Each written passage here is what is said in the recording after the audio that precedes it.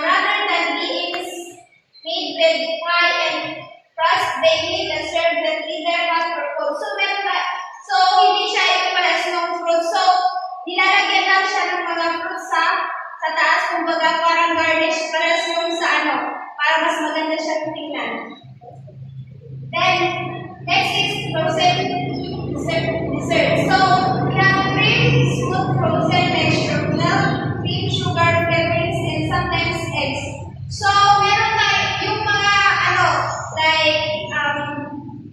mga natin salad, frozen dessert yun, tapos yung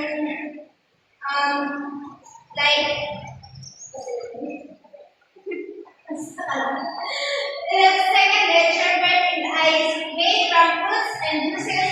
Water and sugar American sherbet contains milk and cream, sometimes egg white.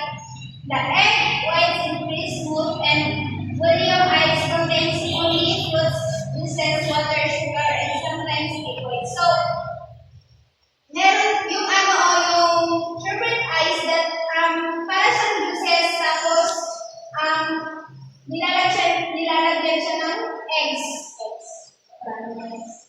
The next frozen shovels, frozen Moses, made like chilled Moses and Bavarian sheep